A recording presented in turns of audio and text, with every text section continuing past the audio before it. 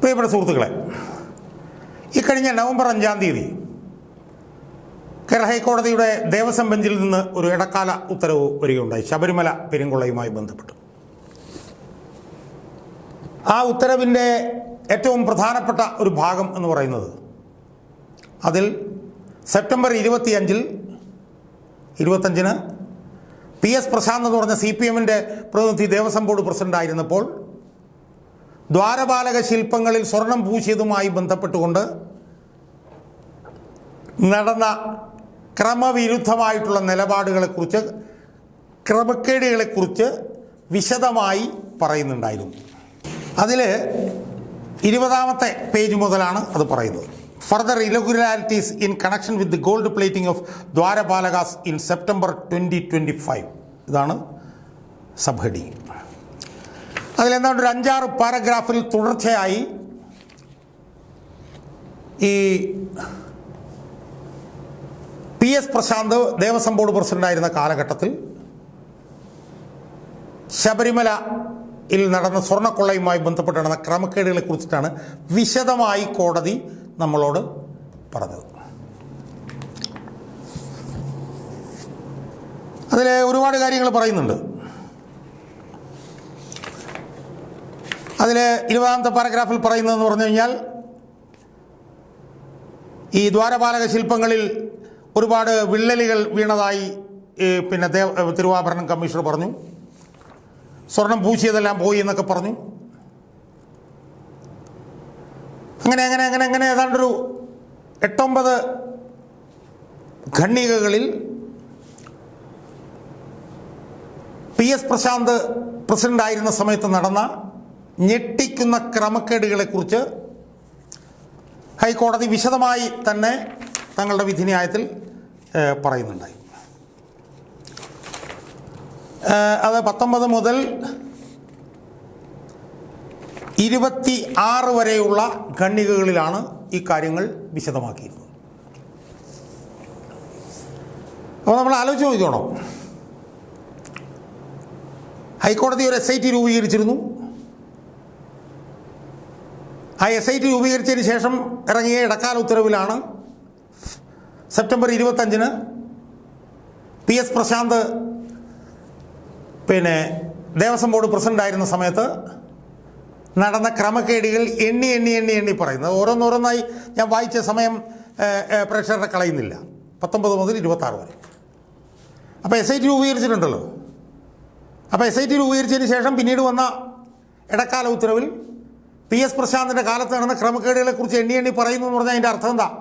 അത് SITക്ക് കൊടുക്കുന്നൊരു ഡയറക്ഷനാണ്. ആ PS പ്രശാന്തിൻ്റെ കാലഘട്ടത്തിൽ ഇന്ന ക്രമക്കേടുകൾ അവിടെ നടന്നിരിക്കുന്നു, അത് ഇതൊക്കെയാണ് എന്ന് ഓരോ പാരഗ്രാഫിൽ എണ്ണി പറയുകയാണ് ഹൈക്കോടതി.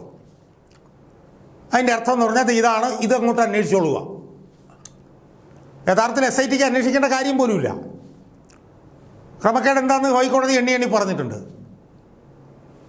ആ പറഞ്ഞ ആ വഴിയിലേക്ക് കൂടുതൽ പോയി കൂടുതൽ വിശദാംശങ്ങൾ പിന്നെ സമാഹരിച്ച് PS പ്രശാന്തിനെ അറസ്റ്റ് ചെയ്യുക എന്നുള്ള ഒരു ജോലി മാത്രമാണ് SITക്ക് മുന്നിൽ ഉണ്ടായിരുന്നത്.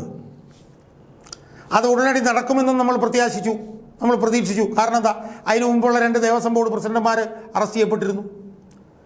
പത്മകുമാർ എന്ന് പറഞ്ഞാൽ ജില്ലാ കമ്മിറ്റി മെമ്പറാണ്, അയാൾ അറസ്റ്റ് ചെയ്യപ്പെട്ടു. അയാൾ ദേവസ്വം ബോർഡിൻ്റെ പ്രസിഡൻ്റായിരുന്നു. വാസു, അയാൾ ശരിക്കും PS പ്രശാന്തിനേക്കാളും CPM-ന് വേണ്ടപ്പെട്ട ആളായിരുന്നു. അയാളും അറസ്റ്റ് ചെയ്യപ്പെട്ടു. അപ്പോൾ സ്വാഭാവികമായും PS പ്രശാന്തിൻ്റെ കാലത്ത് നടന്ന ക്രമക്കേടുകളെക്കുറിച്ച് ഒരു ഇടക്കാല ഉത്തരവിലൂടെ കോടതി എണ്ണി പറഞ്ഞ് SITയുടെ മുമ്പിൽ വെച്ചിരിക്കുന്നതുകൊണ്ട് ആ നിലയിലുള്ള അന്വേഷണം നടത്തുകയും ഉടനടി PS പ്രശാന്തിനെ അറസ്റ്റ് ചെയ്യുകയും ചെയ്യും എന്നാണ് നമ്മൾ ധരിച്ച് വശായത്. പക്ഷേ അതൊരു ധാരണ മാത്രമായിരുന്നു, അതൊരു ദിവാസ്വപ്നമായിരുന്നു എന്ന് നമ്മൾ പിന്നീട് നമുക്ക് മനസ്സിലാക്കാൻ കഴിയും. യഥാർത്ഥത്തിൽ കോടതി ഒരു FIR പോലും ഇട്ടില്ല. 2 FIRകളാണ് ഇട്ടത്. ഒന്ന് സ്വമേധയാ ഉള്ളതിട്ടു, ദ്വാരപാലക ശില്പങ്ങളുമായി സ്വമേധയാ ഇട്ടു. 2 കെട്ടിടപ്പാളികൾ ഇട്ടു. 3700, 3701, 2020 2 FIR. യഥാർത്ഥത്തിൽ ഈ PS പ്രശാന്ത് ഇന്ന പോലുള്ള ക്രമക്കേട് PS പ്രശാന്തിൻ്റെ കാലത്ത് നടന്നുകൊണ്ട് SIT എന്തായാലും ചെയ്യേണ്ടിയിരുന്നത് അതൊരു FIR കൂടി ഇടുക, അയാളെ അപ്പോഴേ അറസ്റ്റ് ചെയ്ത് അകത്താക്കുക. കാരണം അയാൾ ചെയ്ത ക്രമക്കേടുകൾ മുഴുവൻ കോടതി പറഞ്ഞിട്ടുണ്ട്. യഥാർത്ഥത്തിൽ ഇത്രയും വിശദീകരിച്ച് എൻ വാസുവിനെ കുറിച്ചും പത്മകുമാറിനെ കുറിച്ച് പോലും കോടതി പറഞ്ഞിരുന്നില്ല. എന്നിട്ട് പോലും അതിൻ്റെ അന്വേഷണം കണ്ടുപിടിച്ച് അവരെ രണ്ടുപേരെ അറസ്റ്റ് ചെയ്തു. അവർ രണ്ടുപേരും ഇപ്പോഴും ജയിലിലാണ്. അതിൽ വാസു ഇറങ്ങാൻ പോകുന്നത് കേട്ടു. എന്തായാലും പത്മകുമാർ റിമാൻഡിലാണ്.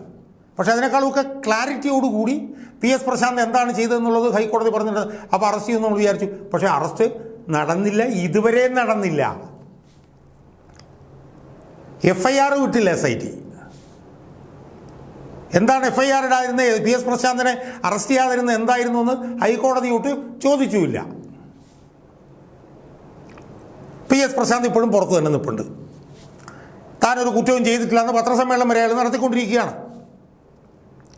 അപ്പോൾ ജനങ്ങൾ ചോദിക്കുന്നത് എന്താണെന്ന് ചോദിച്ചാൽ, ഇലക്ഷൻ നടന്നു, ഇലക്ഷനിൽ CPM തോറ്റു, ശബരിമല വലിയ ചർച്ചയൊക്കെ ആയി. അതിൻ്റെ ഭാഗമായി ഇനി PS പ്രശാന്തിനെ അറസ്റ്റ് ചെയ്താൽ നിയമസഭാ തെരഞ്ഞെടുപ്പിൽ CPMന് വല്ല തകരാറുമുണ്ടാകും എന്നുള്ളത് കൊണ്ടാണോ PS പ്രശാന്തിനെ അറസ്റ്റ് ചെയ്യാത്തതെന്നാണ് ജനങ്ങൾ ചോദിക്കുന്നത്.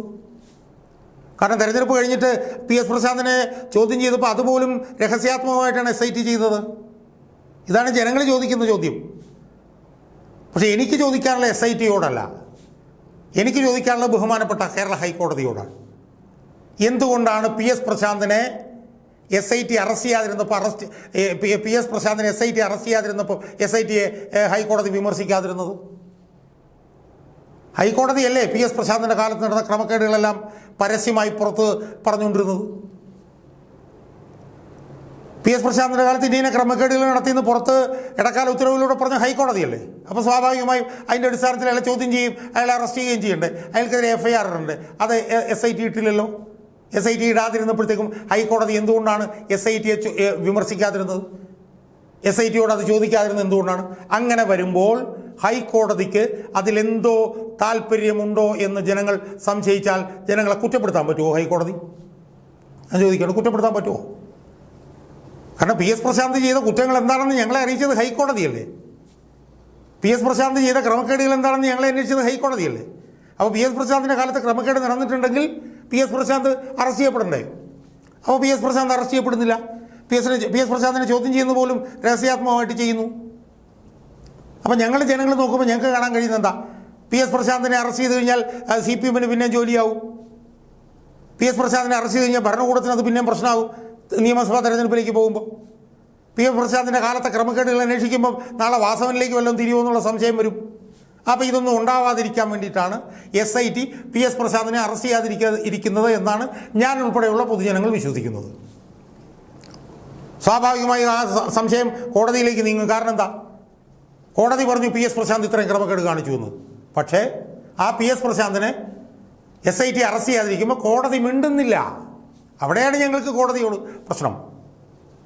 അപ്പോൾ കോടതി ചൂണ്ടിക്കാണിച്ച കാര്യങ്ങൾ വെച്ചിട്ട് തന്നെ PS പ്രശാന്തിനെ അറസ്റ്റ് ചെയ്യാതിരിക്കുകയും PS പ്രശാന്തിനെതിരെ FIR ഇടാതിരിക്കുകയും ചെയ്യുമ്പോൾ PS പ്രശാന്തിനെ അറസ്റ്റ് ചെയ്യാതിരിക്കുന്നതിൻ്റെ ഗുണം ഭരണകൂടത്തിനാണ് എന്നുകൂടി വരുമ്പോൾ കോടതി അത് ചെയ്യാതിരിക്കുന്നതിൽ കോടതിക്കൊരു സ്വാർത്ഥ താല്പര്യമുണ്ട് എന്ന് ഞാൻ ഉൾപ്പെടെയുള്ള പൊതുജനങ്ങൾ വിശ്വസിച്ചാൽ അതിനെ കുറ്റപ്പെടുത്താൻ കഴിയുമോ എന്നാണ് ബഹുമാനപ്പെട്ട കോടതിയുടെ ദേവസ്വം ബെഞ്ചിനോട് ഒരു പൊതുപ്രവർത്തകൻ എന്നുള്ള നിലയിലും ഒരു പൊതുജനം എന്നുള്ള നിലയിലും ഈ ശബരിമല പെരുങ്കൊള്ളയിലെ തട്ടിപ്പ് പുറത്തു വരണമെന്ന് ആഗ്രഹിക്കുന്ന ഒരു അഭിഭാഷകൻ എന്നുള്ള നിലയിലും എനിക്ക് ഹൈക്കോടതി ദേവസ്വം ബെഞ്ചിനോട് ചോദിക്കാനുള്ളത്.